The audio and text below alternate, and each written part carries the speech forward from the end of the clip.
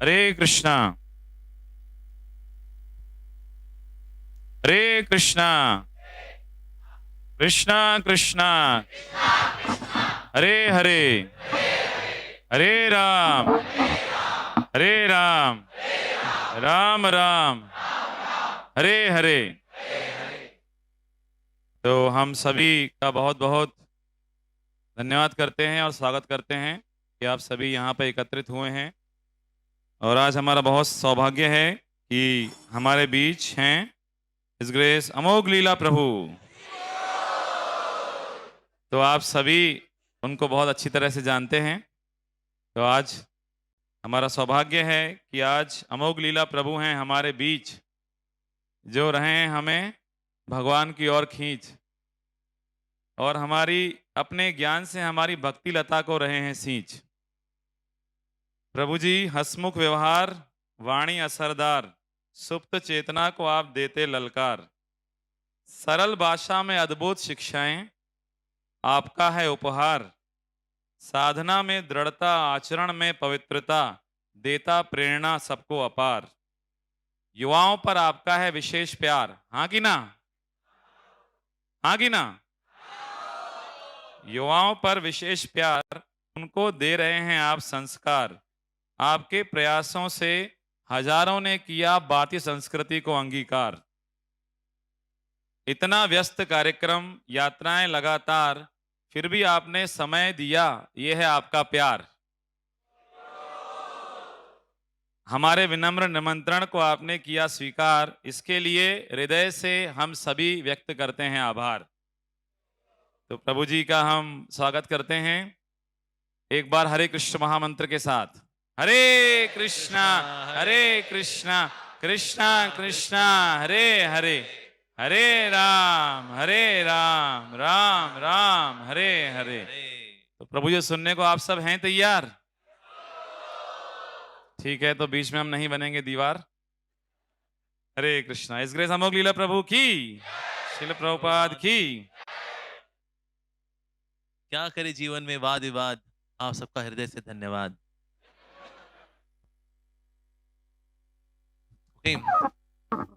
हरे कृष्णा। ओम ज्ञानतिमिरान्धस्य ज्ञानाञ्जनशलाकया चक्षुरुन्मिलितं येन तस्मै श्रीगुरवे नमः।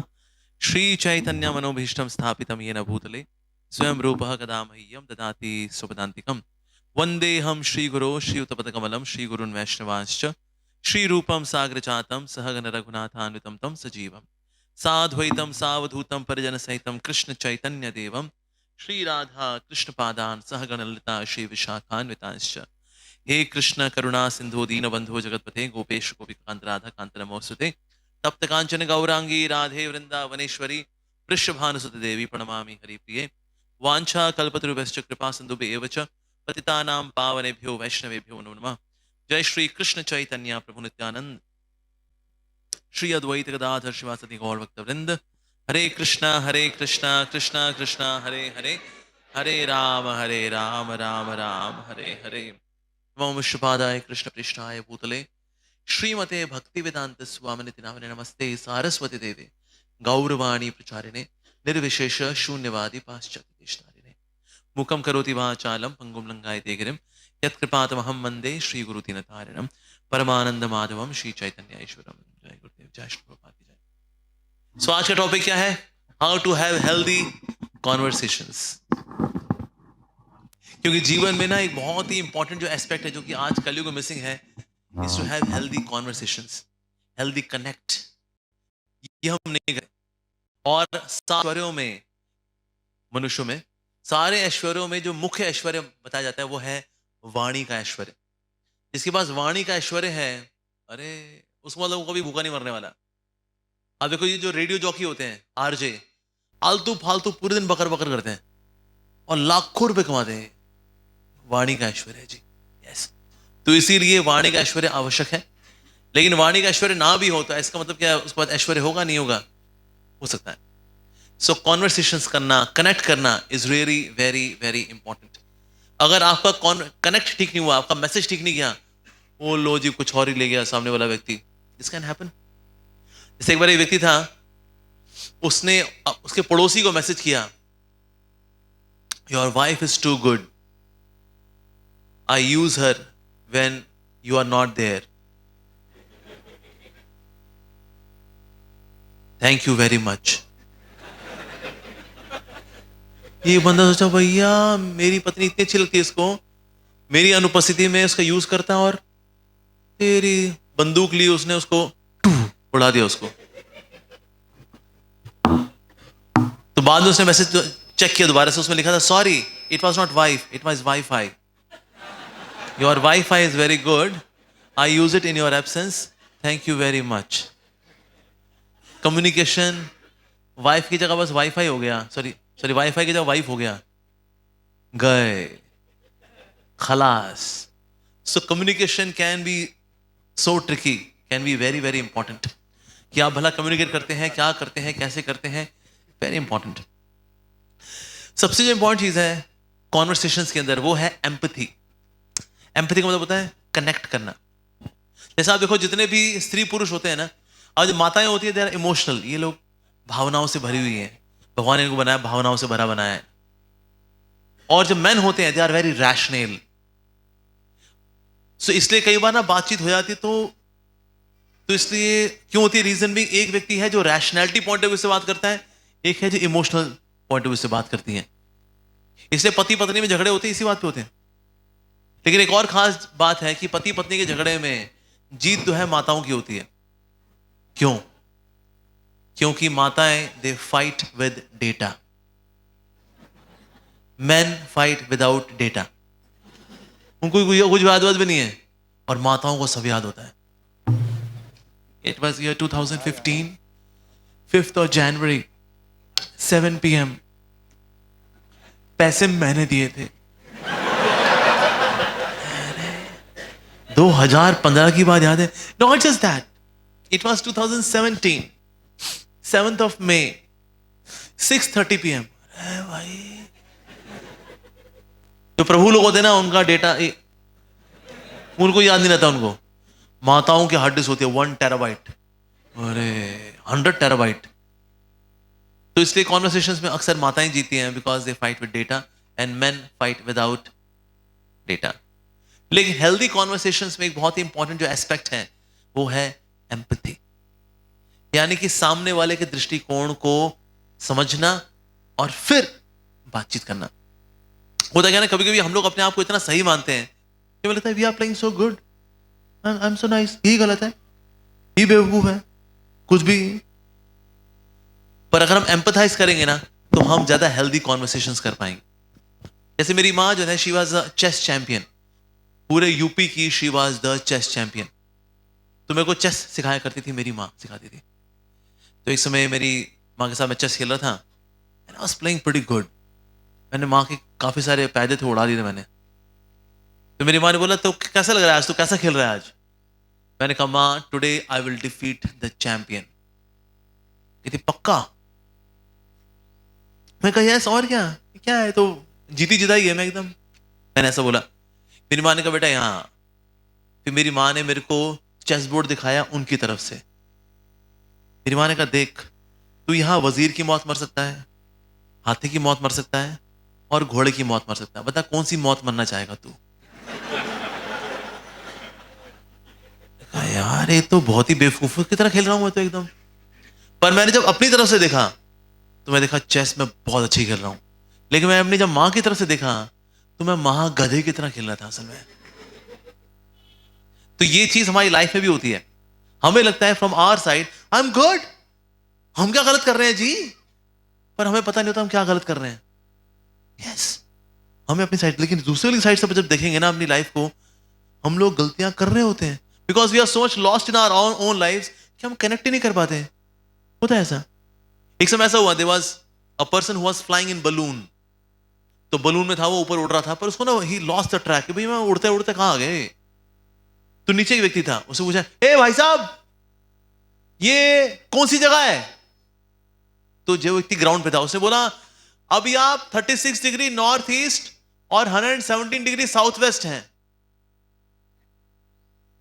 तो व्यक्ति जो बलून में था उसने बोला क्या तुम इंजीनियर हो?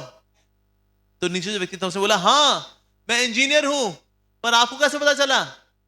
उसने बोला क्योंकि इंजीनियर जो होते हैं बहुत सारी इंफॉर्मेशन देते हैं जो किसी काम की नहीं होती।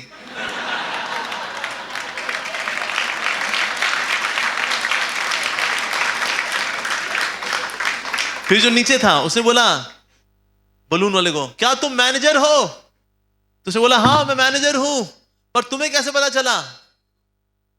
तो उसने बोला क्योंकि मैनेजर लोग ऊपर तो पहुंच जाते हैं लेकिन जाना कहां है ये नहीं पता होता। कई ऐसे मैनेजर होते हैं, ऐसे कंपनी में आप देखेंगे ना, ऊपर जो मैनेजर में बैठे हुए ना उनको कुछ नहीं पता होता। वो काम भी क्या करते हैं, सुन फाइल बना फॉरवर्ड कर, इसको आगे फॉरवर्ड करते हैं, सर प्लीज फाइंड अटैच्ड। तूने क्या किया? कुछ नहीं। कई मैनेजर ऐसे सॉलिटेयर खेलते हैं ना, सॉलिटेयर ताश के पत्ते खेल रहे होते हैं। जैसे कोई आता है ऑल टैब, ऑल टैब जानते हैं? कौन जानता है ऑल टैब? जब कोई जो कारस्तानी कर रहा होता है ना, ऑल टैब को खूब इस्तेमाल कर रहा होता है वो। हाँ, काम करते करते ऑल टैब, जो चल गया फिर से ऑल टैब, पत्तेबाजी फिर शुरू हो जाएगी, रुक गया ऑल टैब। ये नौटंकीबाजी होती है।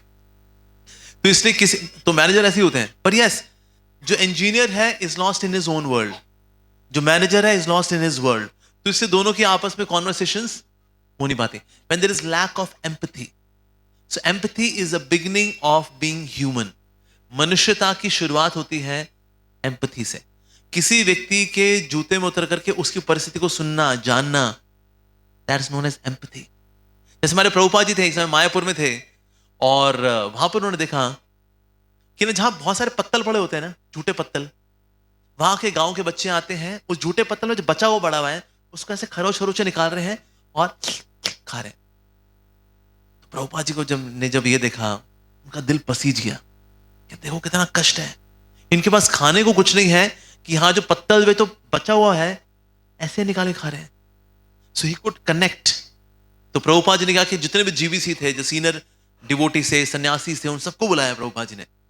और प्रभुपाद जी ने बोला अब से गोइंग फॉरवर्ड हमारे इस्कॉन टेम्पल के 10 किलोमीटर के रेडियस में कोई भूखा नहीं जाना चाहिए।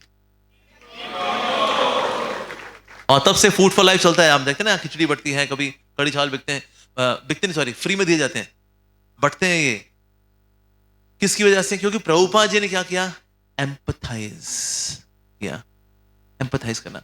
साथ ही हेल्दी कॉन्वर्सेशंस होती हैं जब हम कंक्लूजन पे पहुंचते हैं पर सामने वाले का आर्गुमेंट को साथ लेकर के, बजाय कि हम भिड़ंत करें, हम सामने वाले का आर्गुमेंट को साथ लेकर के आगे बढ़ते हैं। जैसे एक बार एक व्यक्ति, भक्त नहीं था, एक व्यक्ति था, वो एक सोसाइटी से जुड़ा हुआ था, नाम नहीं लूंगा उनका, कंट्रोवर्सी हो जाती है। तो उसने बोला यतो मत ततो पथ, सब रास्ते एक ही ओर जाते हैं, किसी भी तरफ से जाओ। प्रभुपाद जी ने बोला नहीं ऐसा नहीं है। यस, और क्या नहीं तो स्वामी जी, जो रास्ते हो सब एक ही ओर जाते हैं। अगर बीच सरोवर है उसमें आप ईस्ट से आओ, वेस्ट से आओ, साउथ से आओ या नॉर्थ से आओ, यू विल रीच सरोवर। अब प्रभुपाद जी ने उसके आर्गुमेंट को ही लेकर के चले, आगे लेकर के गए कंक्लूसिवली। प्रभुपाद जी ने कहा हाँ बिल्कुल ऐसा हो सकता है कि सरोवर है तो नॉर्थ से भी आ सकते हैं, साउथ से भी जा सकते हैं, ईस्ट से भी जा सकते हैं, वेस्ट से भी जा सकते हैं। लेकिन ऐसा हो सकता है कि आप नॉर्थ से आ रहे थे, वहां ऊंचे ऊंचे पहाड़ आ गए, तो आपको पहाड़ों को पार कर करके आना पड़ेगा, जो कि बड़ा कठिन होगा। अगर आप वेस्ट से आ रहे हो तो उससे बड़े बड़े रेगिस्तान आ गए, रेगिस्तान में भूखे प्यासे आप बीच में मर गए, आप सरोवर तक पहुंच ही नहीं पाए। आप साउथ से आ रहे थे, कुछ सांप बिच्छू थे, उन्होंने काट लिया आपको, तो नहीं आ पाए क्योंकि साउथ में सांप बिच्छू होते हैं। लेकिन अगर आप ईस्ट से आ रहे हो तो आप सरोवर तक पहुंच जाओगे, क्योंकि वहां पहुंचना आसान है ईस्ट से। तो बाकी जगह से भी हो सकता है आप पहुंच जाओ, लेकिन आप ज्यादा कठिनाई से पहुंचोगे। लेकिन एक ऐसा रास्ता भी होता है जो कि जहां आसानी से पहुंच, जो कि आसान रास्ता होता है, तो इसलिए सरोवर तक पहुंचने का आसान तरीका भी होता है। सो भक्ति जो है भगवान तक पहुंचने का आसान तरीका है। ये बाकी जो मार्ग हैं ये बड़े कठिन वाले मार्ग हैं। ज्ञान मार्ग, ये ज्ञान मार्ग कितना कठिन है। देखिए, ज्ञान मार्ग के लिए व्यक्ति को संस्कृत आनी चाहिए। आती संस्कृत आती है? पठम पठम पढ़ानी, संस्कृत कभी ना आनी, आनी तो भूल जानी, मास्टर से डंडे खानी। कहां टाइम है जी? इसलिए प्रभुपाद जी ने क्या किया, उसके आर्गुमेंट को ले करके अपने आर्गुमेंट को रखा। जैसे एक रिपोर्टर थी, उसने बोला प्रभुपाद जी को, Swami ji, why do the followers of the Hare Krishna movement have bald heads? ये हरे कृष्णा वाले गंजे क्यों होते हैं? Why do they have bald heads? अभी मिनी स्कर्ट पहन के आई हुई थी। प्रभुपाद जी ने बोला, first you tell why you have naked legs. उसने सोचा नहीं था भाई ये पलट के ये जवाब मिलेगा। तो सारे जितने भक्त थे वो भी हंसने लगे, हंसी मुंह की भी हंसी छूट गई। तो प्रभुपाद जी ने सबको चुप कराया, चुप। प्रभुपाद जी ने बोला, one should have cool heads and warm legs, then one can understand Krishna consciousness. अगर भक्ति को समझना है तो क्या चाहिए? वार्म लेग्स, यानी आपकी टांगें ढकी होनी चाहिए, एंड कूल हेड्स, गंजे होते हैं ना, हवा लगती रहती है, दिमाग ठंडा रहता है एकदम। तो प्रभुपाद जी ने बोला, one should have warm legs and cool heads, then one can understand Krishna consciousness. तो उसकी बात को भी ले लिया, उसकी बात को काटा भी नहीं, अपनी बात को रख भी दिया, एंड देन सबने बोला, जय प्रभुपाद, जय प्रभुपाद। यस, ऐसे प्रभुपाद जी ना लंदन में थे, और लंदन में ना एक रेडियो वाले ने बुलाया था प्रभुपाद जी को, और वो विख्यात था, जिसका इंटरव्यू लेगा उसकी ऐसी तैसी कर देगा वो। तो सबने बोला, प्रभुपाद आप जहां जा रहे हो ना, बहुत खतरनाक आदमी है वो, जिसका इंटरव्यू लेता है उसके पेच कस देता है वो। प्रभुपाद ने कहा, इट्स ओके, ये गोलोक वाले, इनको चिंता तो होती नहीं इनको। तो गए, वहां पर गए। So we have the founder of the Hare Krishna movement in our radio station in London. So Swamiji, you have come to London for preaching this Krishna consciousness. आप लंदन आए उस कृष्ण भावना का प्रचार करने के लिए। Why have you come to London?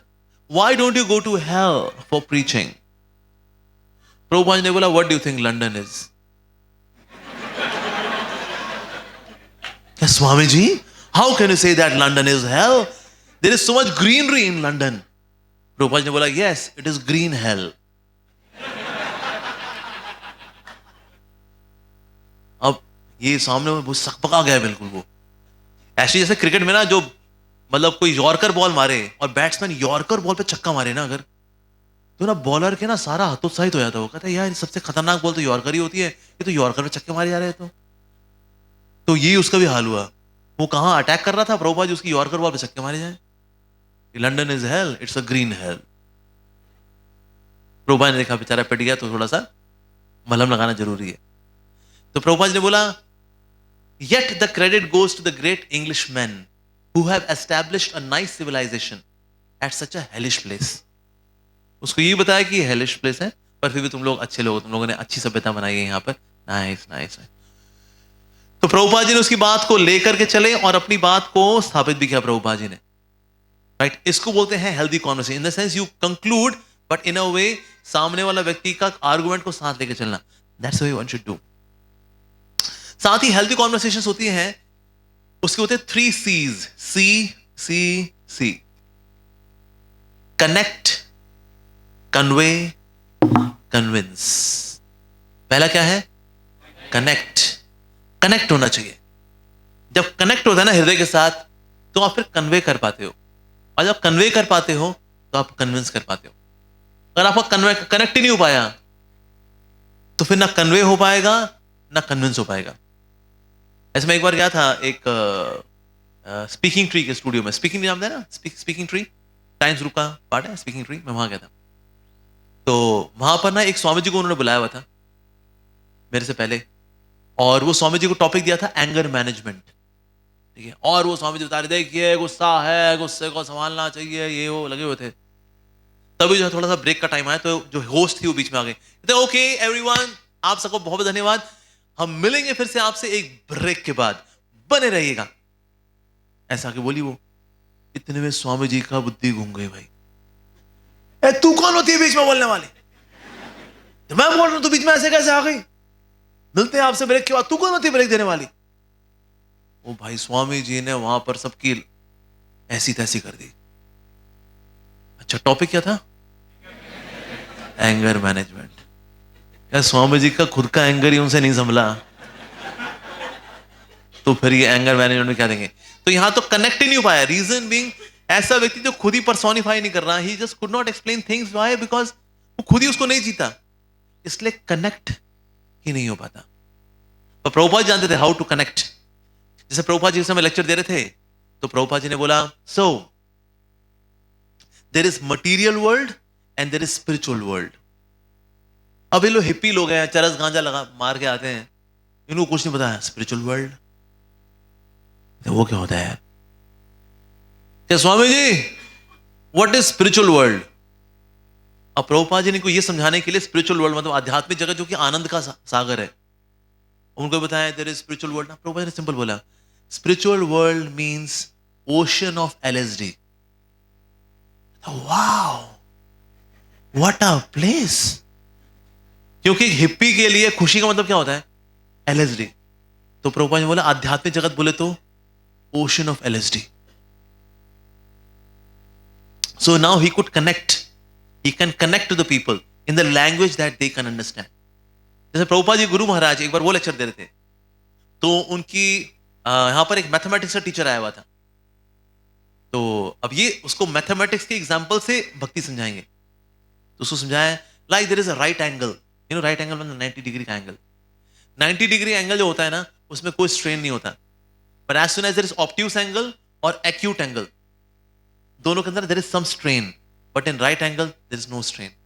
So Krishna consciousness means you are having the right angle, and materialistic life means you are having the wrong angle, so there is stress, but in right angle 90 degree no stress।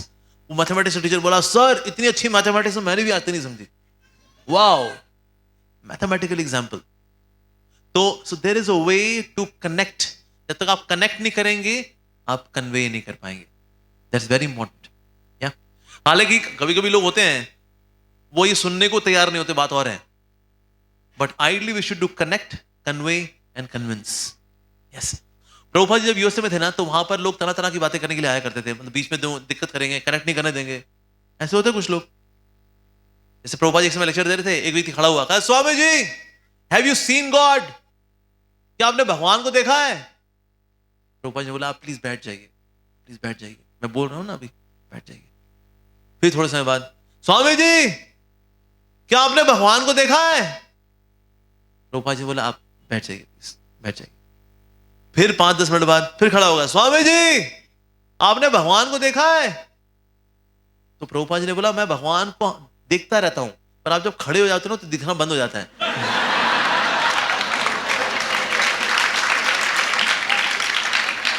तो जैसे माशाअल्लाह लोग भी होते हैं, सुनने का नहीं उनको।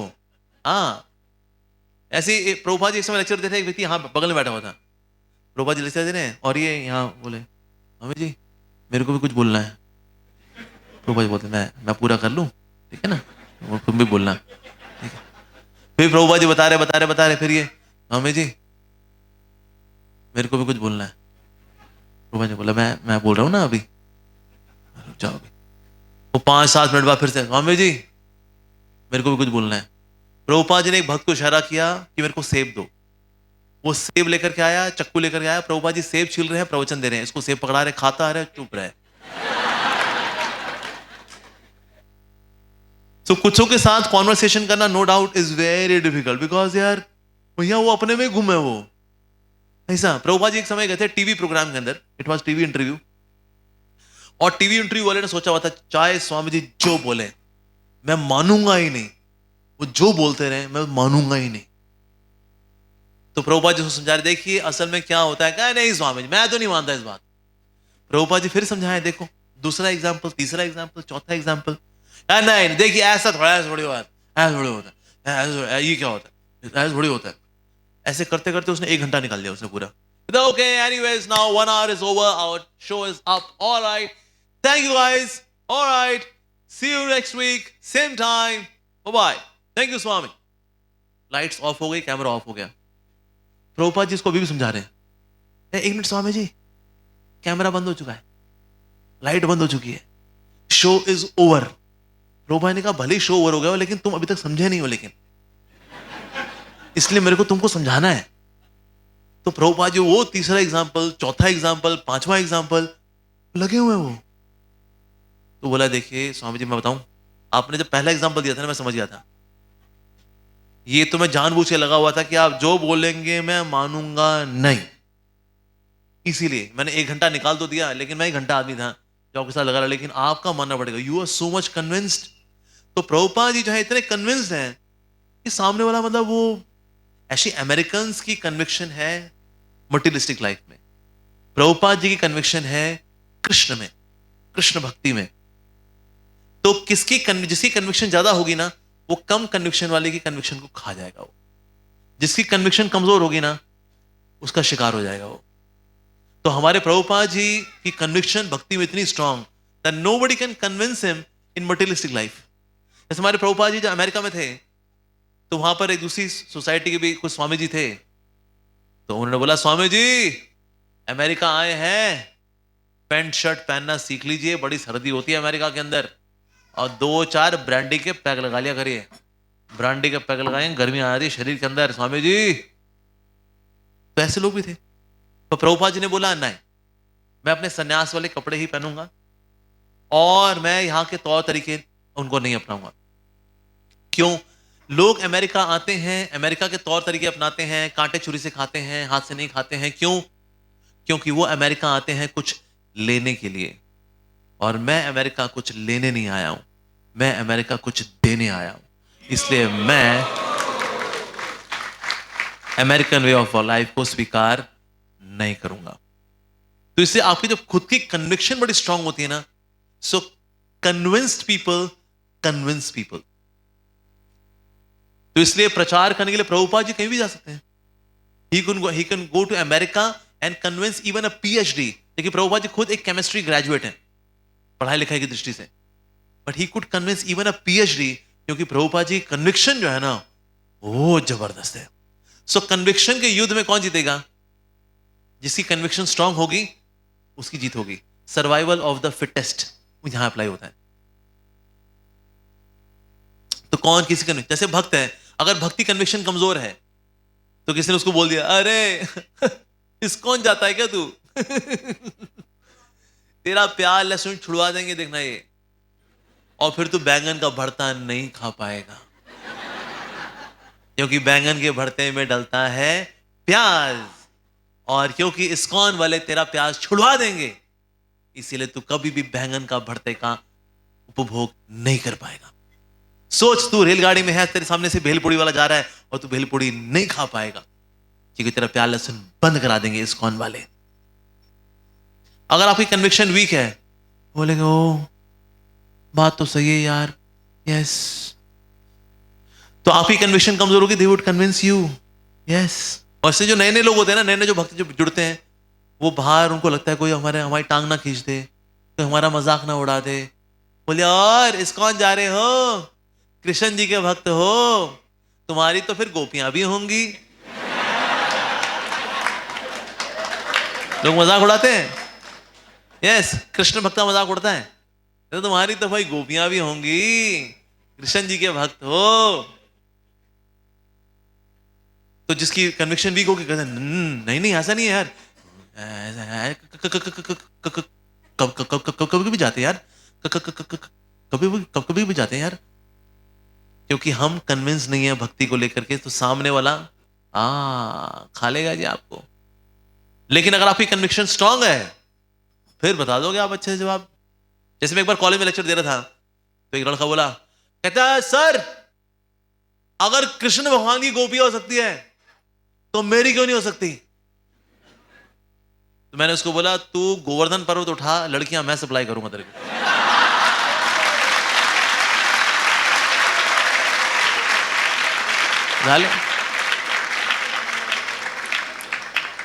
वो भी उठाया था कृष्ण भगवान ने, ऐसे नहीं सिर्फ गोपियां नहीं। हाँ, और गोपियां उनकी कितनी है पता तेरे को? कितनी गोपियां उनकी? कितनी गोपियां? 108। जब 10,000 करोड़ गोपियां भगवान श्री कृष्ण की, और कृष्ण इन सारी 10,000 करोड़ गोपियों के साथ हैं।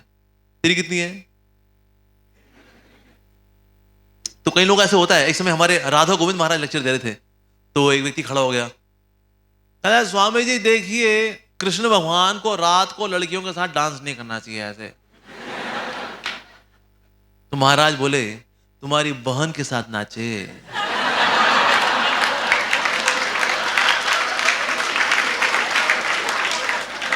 तुम्हारी मां के साथ नाचे क्या? जिनके साथ नाचे, जब उनको आपत्ति नहीं, तुमको क्या आपत्ति? फिर महाराज बोले, तुमको पता है क्या आपत्ति है? कृष्ण की 10,000 करोड़ गोपी हैं, तुम्हारी एक भी नहीं है, तुम्हारी ईर्ष्या है ये। तो ये प्रभुपाद जी कन्विक्शन है ना, इसीलिए तो ऐसे प्रभुपाद जी वेस्ट में थे, किसने बोला Swami ji I am more moral than your Krishna, मैं आपके कृष्ण से अधिक नैतिक हूं। प्रभुपाद जी ने बोला अच्छा ऐसे कैसे कि तुम कृष्ण से अधिक नैतिक हो? कहते, आपके कृष्ण की 16,108 पत्नियां, मेरी सिर्फ एक ही पत्नी, इसीलिए I am more moral than your Krishna. Prabhupada ji ने बोला it means you are a rogue, you are a thief, you are a rascal. Swami ji ऐसे कैसे, I am a rogue, I am a thief, I am a rascal, how come? मेरी एक ही पत्नी है, कृष्ण की 16,108 पत्नियां हैं। प्रभुपाद जी ने बोला जगत की जितनी भी स्त्रियां हैं they all belong to Krishna, और तूने एक स्त्री को अपने घर में रखा हुआ है, so you are a thief, you are a rogue, you are a rascal.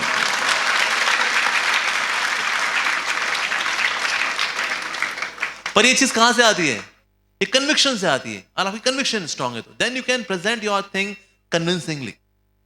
एक समय मेरी नानी मेरे को बोली, कहते और छोड़ दिया घर तूने, हैं इस्कॉन में ब्रह्मचारी बन गया तू, माता पिता ने पाल पोस के बड़ा किया तेरे को, हैं माता पिता को छोड़ दिया तूने। मैंने बोला अच्छा आपकी शादी कौन सी उम्र में हुई थी? कहते 18 साल की उम्र में। मैं कहा छोड़ दिया माँ बाप को, हैं करनी थी सेवा माँ बाप की, मैंने तो फिर 15 लाख रुपए कमा करके माता पिता को दिए, तुम तो दहेज लेके भागी। तो मेरी माँ ने सुन लिया, वो किचन से आ गई, मेरी माँ बोली बेटा अपनी नानी को तो बख्श दे कम से कम। मैं कहने से बोलो पंगा नहीं। उसके बाद से मेरी नानी ने कई पंगा नहीं लिया, उनको पता लग गया ये बिच्छू है, अगर हाथ लगाया डंक मारेगा पलट के। फिर उसके बाद ऐसी ही मिलती थी, और जी बेटा जी हमारी तो पुश्ते तर गई, अरे ऐसा महात्मा बेटा हो गया हमारे घर में।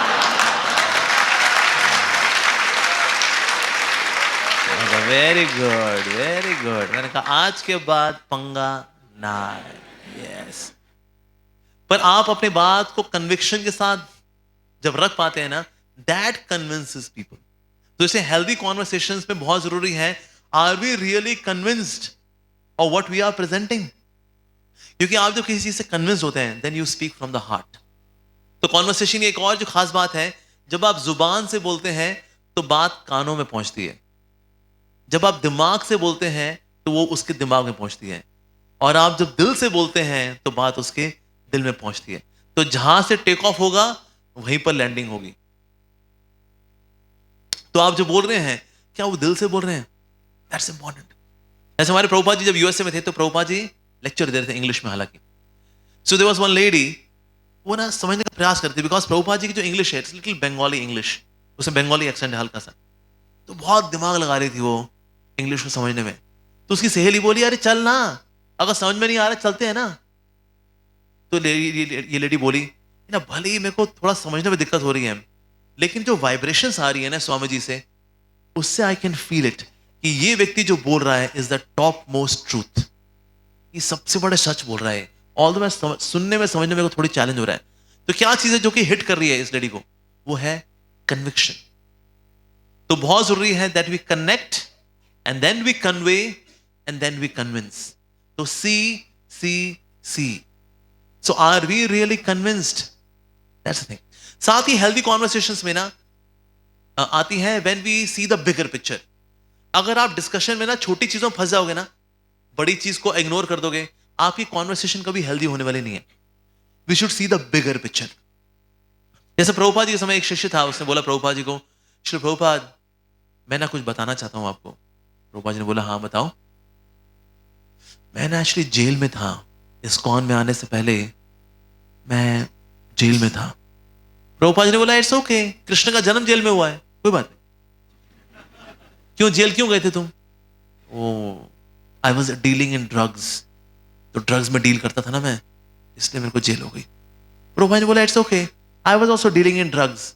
मैं भी जब दवाइयां बनाया करता था, मेरी प्रयाग फार्मेसी थी, मैं दवाइयां खुद बनाया करता था, so I was dealing in drugs, so it's okay. Of course Prabhupada ji जो है वो दवाई वाले ड्रग्स की बात कर रहे हैं, ये तो खैर गोली ड्रग्स की बात कर रहे हैं। एक सवाल था कि दुनिया में सबसे सीधी लकीर कौन खींचता है? जवाब चरसी। सीधी लकीर।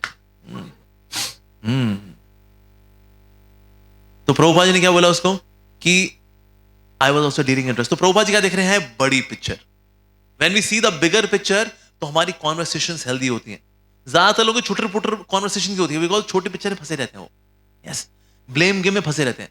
जब आप ब्लेम गेम में आ जाओगे ना, ब्लेम गेम में there can not be healthy conversations.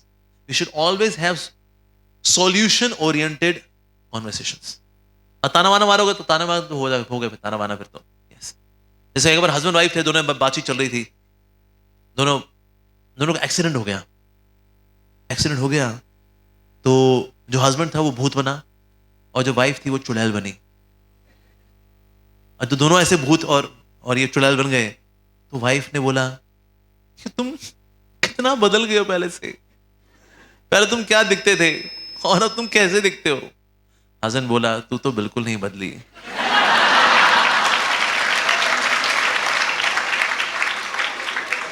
तो पहले भी चुड़ैल थी, आज भी चुड़ैल ही है। अब ऐसे ब्लेम गेम वाली बातचीत हो, कहीं कुछ जाने वाला है कुछ नहीं। ऐसे एक बार हस्बैंड आए थे, दे वर गोइंग टुगेदर, तो वहां से कुछ गधों की मंडी जा रही थी। तो पति ने बोला देख देख तेरे रिश्तेदार जा रहे हैं। वाइफ ने बोला हाँ मेरे इन लॉज हैं, जाने दो। अब ऐसी कोई बातचीत दे रहा है, कोई कंक्लूजन निकलेगा? Never ever. So we should always focus on solution oriented conversations. Solution oriented, जब ऐसे हम बातचीत करते हैं ना, then it makes an impact. एक और जो बड़ी इंपॉर्टेंट चीज है वो है फ्रैंकनेस वर्सेस रूडनेस। फ्रैंकनेस होना अच्छी बात है, लेकिन रूडनेस होना गलत बात है। कभी कभी on the name of being frank we become rude, ऐसा होता है। तो आप अपनी बात को जो रख रहे हैं, इज इट कि वो स्पष्टता से रख रहे हैं या बड़ी कठोरता से रख रहे हैं? स्पष्टता में कठोरता में अंतर होता है। तो कभी कभी हम लोग रूड हो जाते हैं। तो इसलिए हमें देखना चाहिए हमारे शब्द कैसे हैं। ऑल दो शब्दों में और भावनाओं में ज्यादा जरूरी क्या है? भावनाएं। आप जब बातचीत करें, बातचीत आपकी भावना अगर अच्छी होगी ना, वो चुभेगी नहीं। जैसे माता पिता बच्चों के साथ कॉन्वर्सेशन करते हैं तो कभी डांट भी लगाते हैं, क्या तू तो गधा है, तू तो एकदम। शब्द अच्छे हैं बुरे हैं?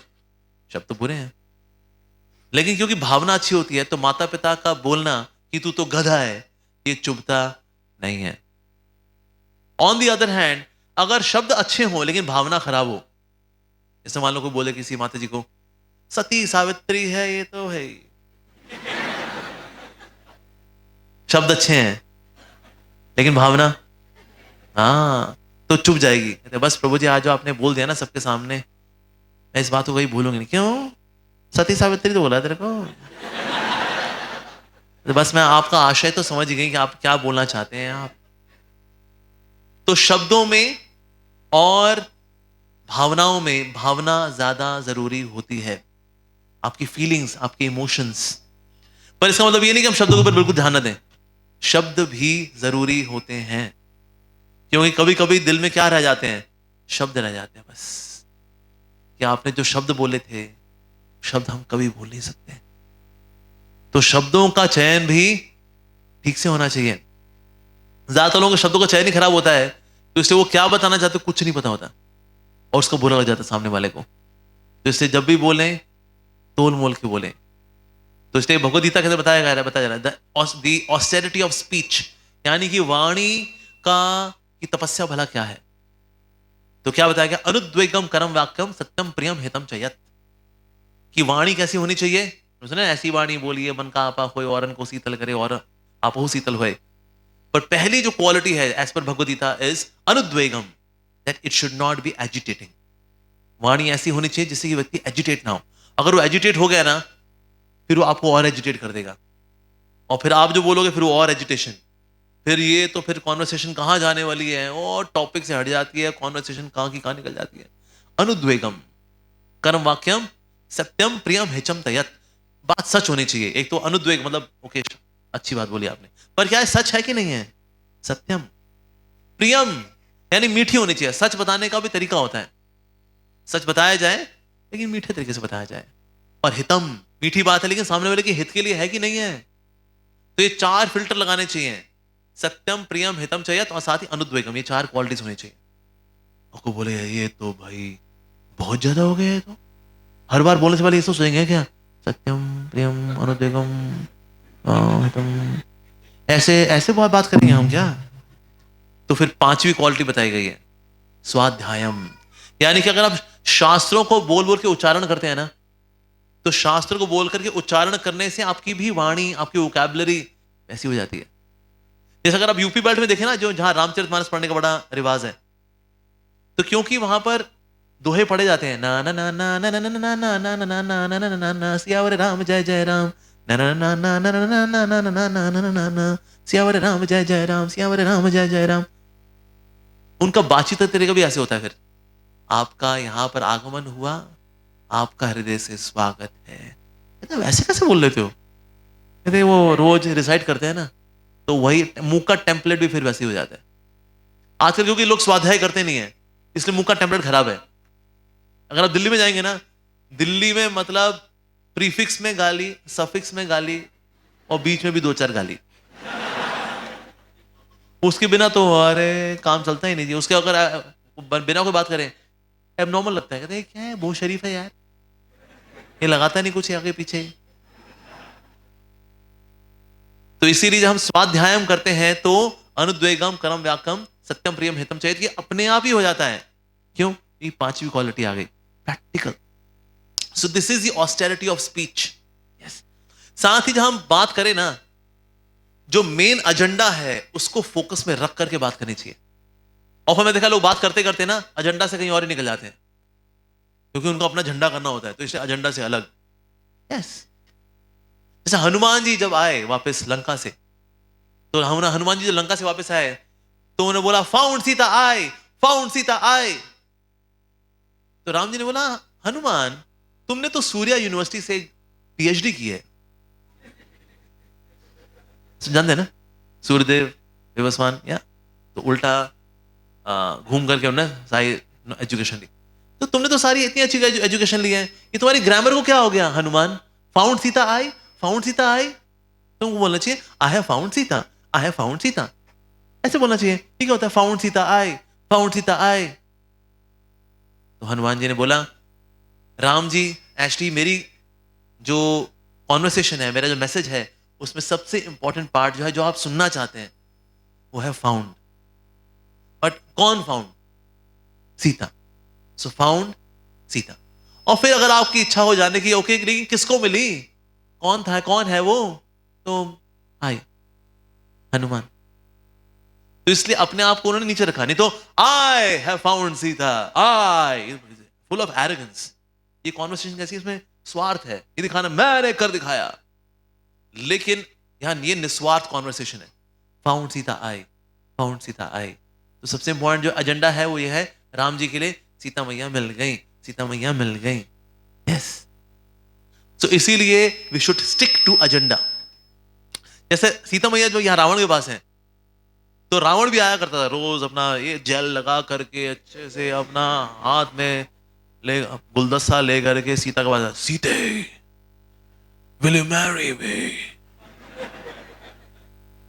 तो ये उसका कम्युनिकेशन था।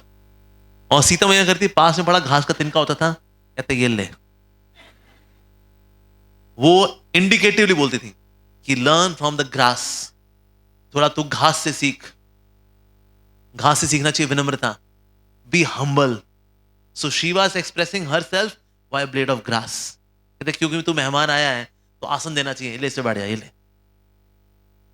साथ ही सीता मैया क्यों घास फेंकती थी बोल करके, ये इसकी झोपड़ी बना ले, क्योंकि जब राम जी आएंगे तो लंका की बैंड बजाएंगे, तू रहेगा कहां, तू झोपड़ी में रहेगा, तू ये ले घास के तिनके इकट्ठे का झोपड़ी बना ले से जाकर के। So she is communicating in her symbolic way, पर because she is convinced that I am loyal to Shri Ram. तो ये लॉयल्टी वो एक्सप्रेस करती हैं by throwing the blade of grass, Sita मैया। तो इसलिए कैसी कॉन्वर्सेशंस होनी चाहिए, कॉन्वर्सेशंस के अंदर बहुत जरूरी है that we should have connect. और आप देखिए जब हम गुस्सा भी अगर हो ना, और गुस्से में अगर आपकी एजुकेशन ज्यादा है तो भी बुरा नहीं लगता सामने वाले को। यस। अब डांट है, जैसे कई बार माताएं जब बच्चों को डांट लगाती हैं, अगर ऐसे भड़ास निकालती है, मर जा कहीं जाके तू, आगा जान का स्यापा ना हो गया, मर जा कहीं, भड़ास। और उससे बच्चों को बुरा लग सकता है। लेकिन ना अगर चिंता के भाव से एजुकेशन वाला गुस्सा होता है ना, सामने वाले को बुरा नहीं लगता। मान लो अगर माँ बोले अगर बेटा जो तुम कर रहे हो ना बहुत गलत है, ऐसे पता तुम्हें क्या होने वाला है, नुकसान 1 नुकसान 2 नुकसान 3, कभी सोचा तुमने? ये भी गुस्सा है, लेकिन एजुकेशन वाला गुस्सा है तो इसलिए बुरा नहीं लगता, राइट? तो इसलिए जब गुस्सा भी करें तो गुस्से के पीछे ना नॉब वो हाथ में होना चाहिए। जो कुकिंग करती है ना ऐसे माताएं, और सिम सेमी सिम फुल, वो अगर हाथ में नहीं होगा ना आपका खाना सड़ जाएगा। तो कॉन्वर्सेशन भी सड़ जाती है जब आपका गुस्सा का नॉब आपके हाथ में नहीं होता, फिर मुंह से लावा निकलता, वाह, बस दैट्स इट, हेल्दी कॉन्वर्सेशन नहीं हो पाती। तो इसलिए नॉब हमारे हाथ में होना चाहिए। जैसे हनुमान जी जो गए ना लंका, पूरी लंका में आग लगाई, अशोक वाटिका में आग नहीं लगाई। ऐसा नहीं आग लगा दी मैंने, अशोक वाटिका वहां भी आग लगा दी, ऐसा हुआ क्या? यानी हनुमान जी में गुस्सा तो था, लेकिन गुस्से का नॉब उनके पास था, कितना रखना है, ज्यादा रखना है, कम रखना है। हाँ, इसलिए विभीषण के घर में आग नहीं लगाई, अशोक वाटिका में आग नहीं लगाई। तो इसलिए गुस्सा जब हो रहे हो तो गुस्सा करते वक्त नॉब आपके पास होना चाहिए। तो ये तो हो गया भाई हमारा गुस्से वाला कॉन्वर्सेशन। अच्छा, अगर सामने वाला गुस्से में हो तो क्या करना चाहिए? अरे और उससे बातचीत करना चाहिए, क्या है तेरी, क्या करेंगे? अगर सामने वाला गुस्से में हो तो step 1 listen, step 2 listen, step 3 listen. अरे सुन लो एक बार उसकी भड़ास, निकालना चाहता, हाँ निकालो निकालो, उसको पूरा निकल जाए। फिर स्टेप 4 एम्पथाइज, कि भाई हम भी आपकी जगह होते हैं ना, हम भी बिल्कुल ऐसे ही गुस्सा हो रहे होते। एम्पथाइज। स्टेप 5 जो भी उसकी स्टोरी में मिसिंग ब्लॉक्स हैं, उसमें उन मिसिंग ब्लॉक्स को पूरा करना। कि वो आपने वो मेरे रुमाल में जो लिपस्टिक देखी थी ना, क्या वो एक्चुअली मेरी मदर की थी, किसी और की नहीं थी। वो मिसिंग ब्लॉक्स को पूरा करना स्टोरी के अंदर, दैट्स स्टेप 5। स्टेप 6 अपोलोजाइज करना, कहते जो भी हुआ जी, लेकिन गलती हमारी है, हमें क्षमा कर दीजिए। जय श्री राधा मदन मोहन जी की जय, श्री कृष्ण बलराम की जय, श्री गौनिताय की जय, लाल नरसिंह देव की जय, श्री जगन्नाथ बलदेव सुभद्रा मैया प्रभु सुदर्शन की जय। And then step 6 is apologise. तो इससे अगर सामने वाला गुस्सा होना, तो that's the way to have healthy conversation. First step 1 क्या है जी? Listen. Step 2, step 3 listen, step 4 empathise. बिल्कुल जी, आप भी गुस्सा हो रहे, हम भी आपकी जगह होते हैं, हम भी गुस्सा होते। स्टेप 5 कि जो उसकी स्टोरी में एपिसोड मिसिंग है, जिसकी वजह से गुस्सा हो रखा है, वो स्टोरी की पूरी करो कि आप भी गुस्सा हो रखे हो ना, वो बेवजह हो रखे हो, असल में ये बात ये नहीं थी, बात वो थी असल में। और स्टेप 6 भाई जो भी है जी, गलती हुई है, माफी, क्षमा मांग लेना चाहिए। और कभी कभी क्षमा इसलिए मांग लेना चाहिए बिकॉज क्षमा मांगना जरूरी है रिश्ते को बचाने के लिए। इसलिए एक बार एक पिताजी थे और उनका बेटा था, दोनों जो है मॉर्निंग वॉक कर रहे थे। बेटा बोला, पापा मेरे को शादी करनी है पापा। पिताजी वहीं रुक गए। कहते क्या बोला तू, क्या बोला तू? कहते पापा मैंने बोला मेरे को शादी करनी है। तेरी हिम्मत कैसे हुई ऐसे, ऐसे मॉर्निंग वॉक में शादी की बात करना चाह रहा है तू? क्या करना चाह रहा है तू? How dare you say that? Papa एक मिनट, सब शादी करते हैं, मैं भी करना चाहता हूं, क्या दिक्कत है इसके अंदर? नॉनसेंस, माफी मांग मेरे से, से सॉरी टू मी नाउ। कहते पापा एक मिनट, क्या हो गया आपको? इसमें सॉरी मांगने वाली कौन सी बात है? सॉरी बोल रहा है कि नहीं? Okay dad, I am sorry. पिताजी बोले अब तू शादी करने के लिए तैयार है।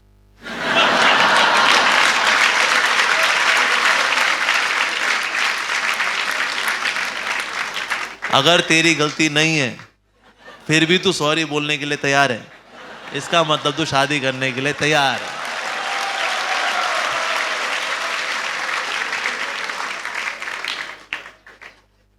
पर क्यों करना है ये? भैया रिश्ता ज्यादा जरूरी है। आर्गुमेंट में जीता कौन, ये कभी सेकेंडरी होता है, कभी कभी हारना जरूरी होता है। हाँ भाई हम हारे भाई, आप जीते हम हारे, अब कोई ढंग का काम भी करें आओ, नहीं तो इसमें रह गए ना आर्गुमेंट कौन जीता है। अरे नहीं, कभी कभी लोग माफी नहीं मांगते, तो हम क्यों मांगे जी, हम क्यों झुके, हाँ नहीं तो ही झुके, हम ही झुके, और सामने वाला हम क्यों झुके, तो तू झुकना, तो तू झुक ले, तो तू झुक जा। झुकने कोई तैयार नहीं भाई, सर कटा सकते हैं लेकिन सर झुका सकते नहीं, तो इंशाअल्लाह सर कटता है फिर, क्योंकि कभी कभी सर झुकाना भी, यस झुकाना होता है, तो समझदार लोग जो होते हैं झुकाते हैं सर। एक बार ऐसा हुआ कि ना अश्वत्थामा ने नारायण अस्त्र छोड़ दिया कि ये सारी आज महाभारत खत्म, बहुत हो गया, मेरे पिताजी को मार दिया लोगों ने, नारायण अस्त्र से ऊपर कुछ भी नहीं है, खत्म। नारायण अस्त्र से डील करने का एक ही तरीका होता है, उससे आगे बोलते सॉरी गलती हो गई, सरेंडर, तो नारायण अस्त्र जो है आपको माफ कर देता है and you are save, that's the only way. तो जैसे ही नारायण अस्त्र आ रहा था, तो जितने भी अस्त्र किसने फेंके, दे वुड जॉइन नारायण अस्त्र अगेंस्ट यू। हेलो जी, तो भगवान कृष्ण दिखा रहे तो मेरा ही अस्त्र है तो उन्होंने बोला सबके सब झुक जाओ, एवरीवन बाउ डाउन, सब झुक गए, भीम नहीं झुका, तो हम कैसे झुकेंगे, 10,000 हाथियों का बल, उन्होंने कहा 10,000 करोड़ हाथी भी हो ना तो ही भस्म हो जाएगा तो बेटे। भगवान कृष्ण बोला भीम झुक, तो फाइनली भगवान श्री कृष्ण गए, उसकी गर्दन पे हाथ रख के उसको नीचे कर दिया, टक, बोल मैं तेरे शरणागत हूं, कहते मैं तेरे शरणागत हूं, नारायण अस्त्र ने आशीर्वाद दिया, चले गया। तो इसे कभी कभी झुकना जरूरी होता है, समझदार लोग जानते हैं कब झुकना है, जानते हैं वो, कम बुद्धिमान लोग होते हैं हम कभी नहीं झुकेंगे, तो मर। और रिश्तों में भी of course we should know when to bow down, हमें कब हम्बल होना है ये सीखना चाहिए हम लोगों को वास्तव में, पर ऐसा नहीं करेंगे then we can not have healthy conversations. Yes, so we should learn this humbleness as well, it should be there, then there can be some healthy conversations, बहुत जरूरी है। और जब तक आपके मन में ग्रज रहेगा, ग्रज की वजह से भी हेल्दी कॉन्वर्सेशंस नहीं होती, तो इन ग्रज को डिफ्यूज करते हैं हम by forgiveness, then we can have healthy conversations, empathetic conversations, connecting conversations, conclusive conversations, तो बात ये वास्तव में है। तो इस प्रकार से हमें सीखना चाहिए हाउ टू टॉक, बातचीत कैसे करनी है, अपनी बात को कैसे व्यक्त करना है, वी शुड लर्न दिस। जितना ये सीखेंगे we will have healthier relationships. ऐसी एक रिसर्च के अनुसार the conflicts which we have, जितने भी मनमुटाव होते हैं, 90% are because of bad tone. 90% बातचीत करते हुए आपकी टोन खराब थी, उस टोन खराब की वजह से रिश्ता खराब हो जाता है। Only 10% are because of difference of opinion, कि आपका मत कुछ और मेरा मत कुछ और, सिर्फ 10%। 90% कॉन्फ्लिक्ट का कारण क्या है, बैड टोन, टोन खराब थी बात करते हुए बस। लेकिन आपकी टोन अगर ठीक है ना, even you can settle down the other person. Yes, तो इस प्रकार से एक मुझे याद है, एक बार मैं प्रवचन दे रहा था, एक माता जी खड़ी हो गई, कहता है बड़ी बड़ी बातें कर रहे हैं आप, कई बच्चे संभाले, हम तो ब्रह्मचारी हैं, इनका तो एक भी बच्चा नहीं है, तो ना बीवी ना बच्चे। तो मैंने कहा हाँ जी, मैंने कहा हमारे द्वारका में करीब 2,500 बच्चे हैं मेरे, आते हैं सुनने के लिए, आते हैं, उनको मार्गदर्शन देते हैं, मेरे बच्चे हैं वो लोग। ये तो फालतू बातें हैं, तुम्हारे जैसे कपटी पाखंडी लोगों ने ही देश को खोखला करके रखा है। मैंने कहा माता जी, मैंने कहा माता जी आपकी उम्र कितनी होगी, 55 की है, क्यों क्या करेगा तू, अचार डालेगा इसका। मैंने कहा माता जी उम्र के पॉइंट ऑफ व्यू से तो मैं आपके बेटे के जैसा हूं, तो आपका बेटा अगर पाखंडी है, कपटी है, दम्भी है, तो क्या अपन बेटे के लिए प्रार्थना करोगे भगवान से? अभी भगवान यहीं पर ही है, भगवान से प्रार्थना करो कि आपका बेटा जो है वो कपटी पाखंडी ना रहे, आप प्रार्थना करोगे? चुप रही हो। मैंने कहा माता जी आप अपने कपटी पाखंडी बेटे के लिए प्रार्थना करोगे? करूंगी, बैठ गई। तो कभी कभी अपने आप को राइट प्रूव करना ही नहीं होता है, समटाइम्स उस व्यक्ति के इमोशंस को कैटर करना वो जरूरी होता है। उसके इमोशन में मैंने क्या डाल दिया, रिश्ता डाल दिया, तो मेरी माँ जैसी है, तेरे बेटे जैसा हूं। जाके आप कैसे बोल सकती है मैं कपटी हूं पाखंडी हूं? आपको पता है कौन हूं मैं सॉफ्टवेयर इंजीनियर रहा हूं मैं, आपको पता है? जब पता ना हो ना बकवास नहीं करनी चाहिए, बेहुदा औरत। उसके बाद आपको लगता है ओ भैया वो कूद के मेरे ऊपर चढ़ जाती वो। So sometimes we have to take care of the emotions. तो मैंने बाद में पता किया एक्चुअली माता जी के साथ क्या था, शी हैड लॉस्ट हर सन। तो वो दुख था उनके अंदर। तो बेटे को खोया तो एक नाराजगी थी अपने जिंदगी से, अपने आप से, वो नाराजगी निकल रही थी, ये सब बेकार है, सब बेकार है, सब बेकार है, सब बेकार है। तो हमने जैसे इमोशंस को छुआ, सेटल्ड सेटल्ड। तो इस तरह से we should try to have healthier conversations so that we can live happy life. ठीक है जी, ओके। किसी को प्रश्न है? Let's take few questions now.